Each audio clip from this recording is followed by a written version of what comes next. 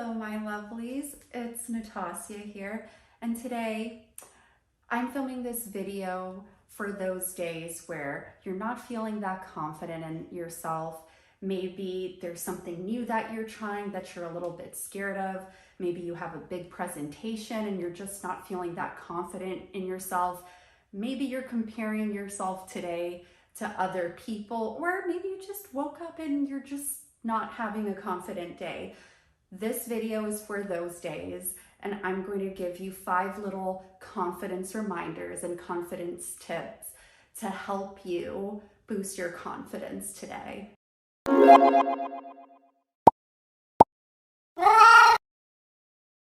So we all have those days where we're just not feeling our best selves. Maybe we're not at 100%, or there's something going on in our lives that's making us a little bit anxious, maybe a little bit unsure of ourselves. So I wanted to use this video as an opportunity to share some tips and reminders that I give myself on those days, because let's be honest, no matter how much we practice self-love, there are days where we feel a little off. Maybe we're not at our 100%, which is normal, right? We can't always be at 100%, and we have to give ourselves permission to know that that's okay. So I use these little tips for myself when I'm feeling a little scared, I'm feeling a little anxious and unsure about myself, and these always help me reframe my mindset. So number 1 is, and I know you guys probably know this, affirmations, but there's a caveat here. Affirmations grounded in reality. So what I mean by that is an affirmation that is grounded in truth. So even if you're feeling unsure of yourself, you know that this is true. So it makes it a little bit easier to believe it.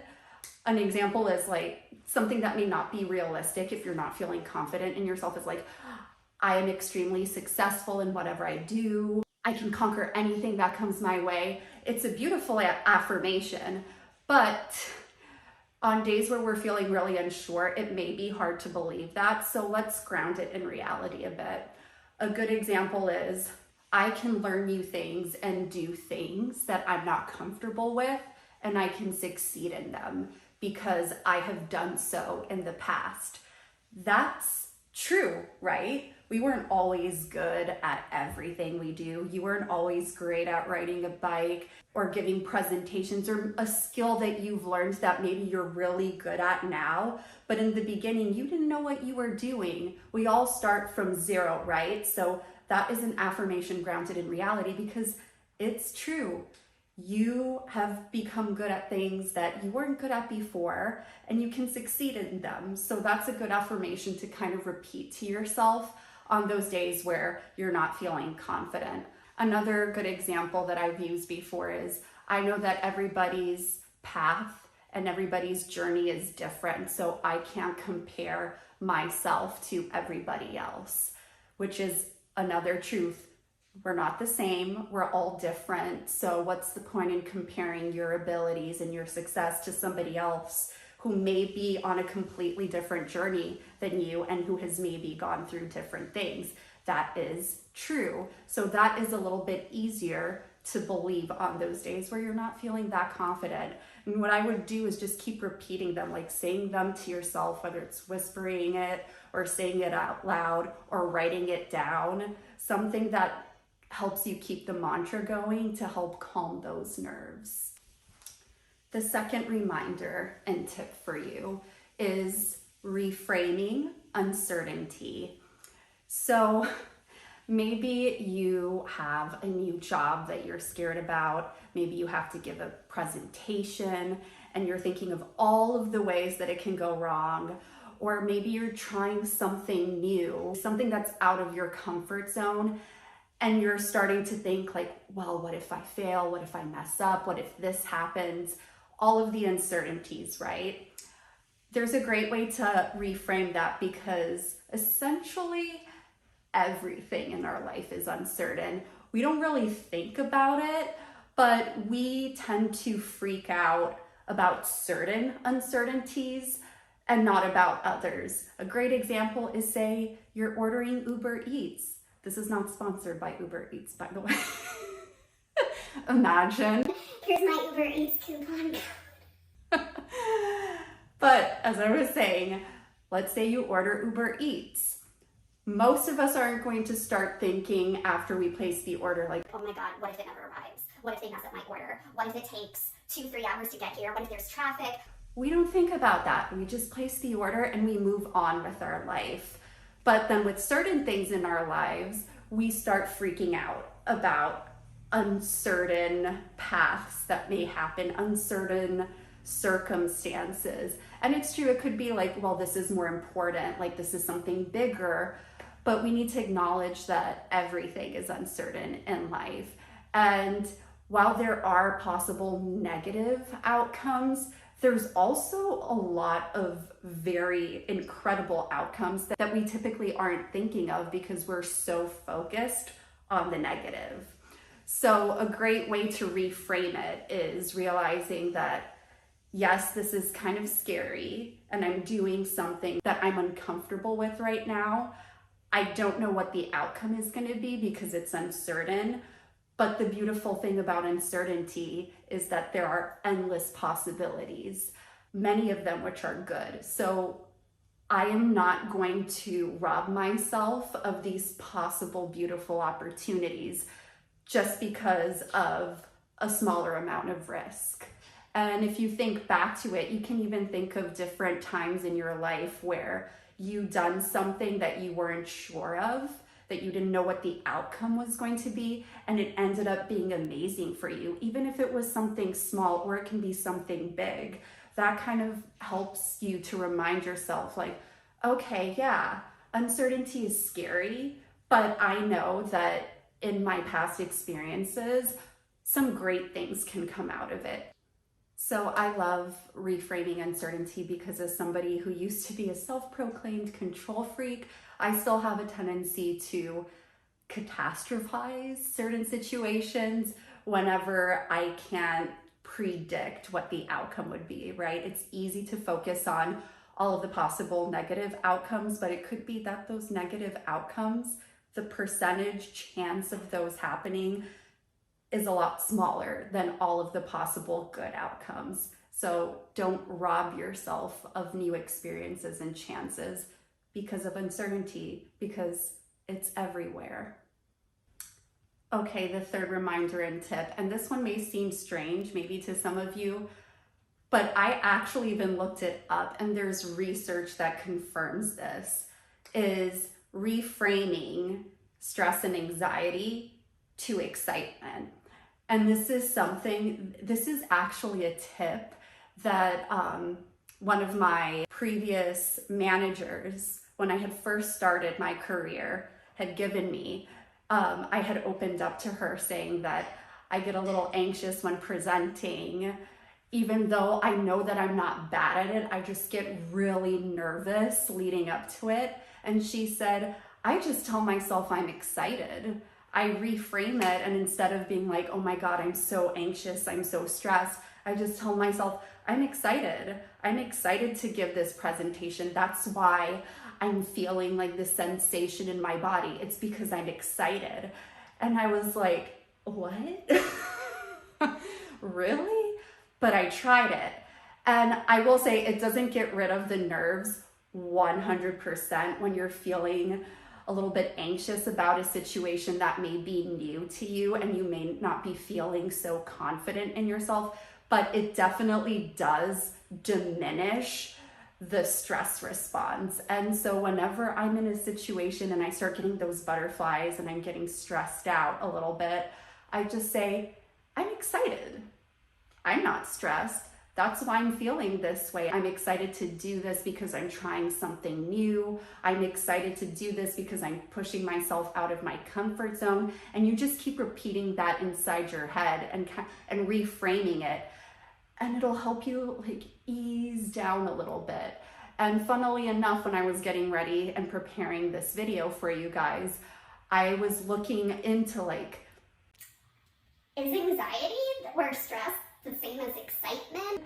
And there's actually a Harvard research study, I'll put the link in the description below, where they say that your body response to excitement and to anxiety is not too different. So it's actually easier to switch from anxiety and stress into excitement than it is to switch from anxiety to calming down, which I found very interesting. And it kind of explains why this does work for me, is that it does feel kind of similar. You feel like those butterflies in your stomach, you feel a little tense, you know, you might get a little shaky. I feel the same way when I get really excited about something too.